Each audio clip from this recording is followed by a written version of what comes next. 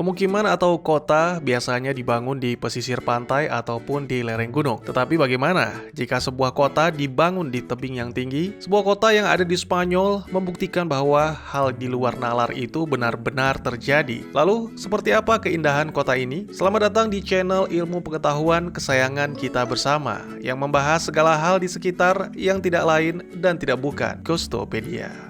Spanyol tak hanya dikenal karena memiliki destinasi wisata yang eksotis, tetapi juga menyimpan banyak keunikan yang menarik untuk dieksplor wisatawan. Salah satunya adalah Setenil de las Bodegas, sebuah kota kecil yang berada di kawasan selatan Spanyol. Kota ini berlokasi di Provinsi Cádiz, daerah otonomi Andalusia. Setenil de las Bodegas dibangun di tengah tebing batu basal, maka kota yang berpopulasi kurang lebih 3.000 jiwa ini mendapat julukan sebagai kota yang terhimpit batu. Nama Setenil berasal dari frasa Latin Romawi, yakni septem nihil. Sedangkan kata bodegas merujuk pada nama di sebuah kilang anggur yang dulunya berkembang pesat pada masa itu. Menurut catatan sejarah, Setenil de las Bodegas sudah ada sejak zaman kekhalifahan Almohad pada abad ke-12. Namun banyak yang percaya kota tebing ini sudah ditinggali oleh manusia sejak 25.000 tahun yang lalu. Sayangnya, banyak bukti yang terhapus karena kota ini terus berganti kekuasaan. Konon, pada abad pertama Masehi, Setenil de las Bodegas pernah diduduki pasukan Roma ketika masa invasi. Selain itu, kawasan ini juga pernah dijadikan sebagai benteng ketika diduduki oleh bangsa Moor, penduduk Arab yang menguasai dan tinggal di Spanyol. Ketika pasukan Katolik dan Spanyol berhasil menyerang dan mengambil alih, kawasan tebing ini hanya dijadikan pemukiman bagi penduduk desa. Di masa sekarang, kota ini kompak dicat berwarna putih. Inilah alasan lain Setenil de las Bodegas